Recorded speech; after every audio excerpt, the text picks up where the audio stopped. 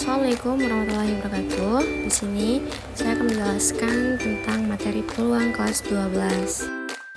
Di mana itu ada diagram alur konsepnya, itu ada aturan percecahan dan kejadian majemuk.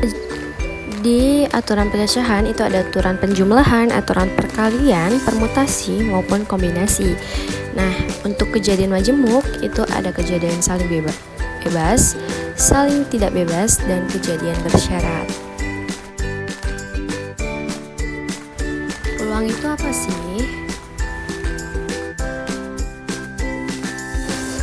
Peluang adalah besarnya probabilitas atau kemungkinan berlangsungnya suatu kejadian.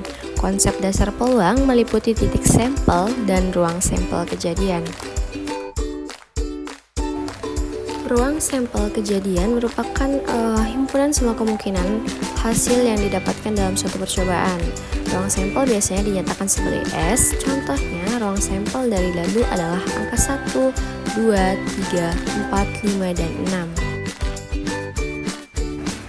Untuk titik sampel adalah bagian dari ruang sampel. Contohnya adalah saat kamu melemparkan satu buah dadu, salah satu kemungkinan angka yang akan keluar adalah 4. Kejadian merupakan himpunan bagian dari ruang sampel.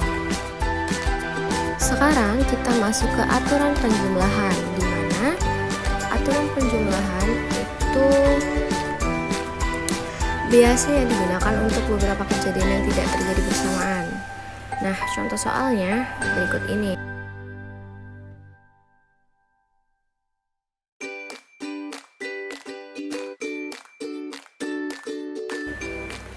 Sekarang kita masuk ke aturan perkalian, di mana aturan perkalian itu biasanya digunakan untuk beberapa kejadian yang terjadi secara bersamaan. Contoh soalnya seperti berikut ini.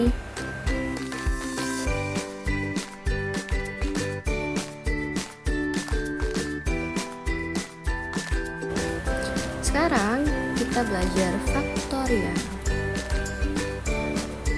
di mana faktorial dari bilangan bulat positif n yang dilambangkan dengan n adalah perkalian dari semua bilangan bulat positif yang kurang dari 1 atau sama dengan nilai n itu sendiri.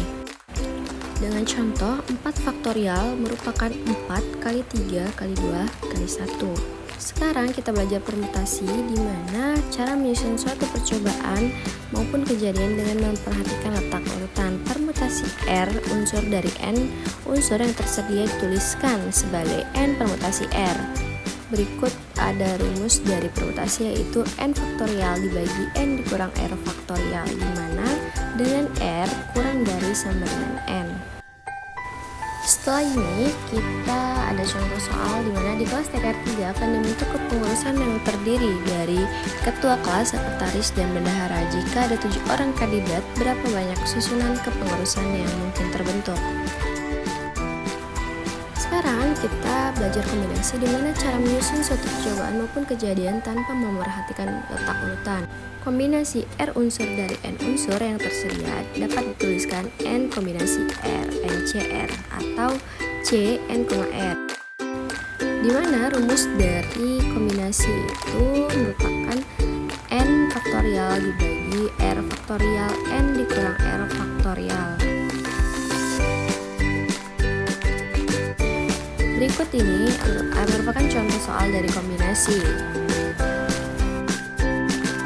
Sebelum mengakhiri pelajaran ini, kita ada latihan soal untuk permutasi dan kombinasi. Sekian dan terima kasih.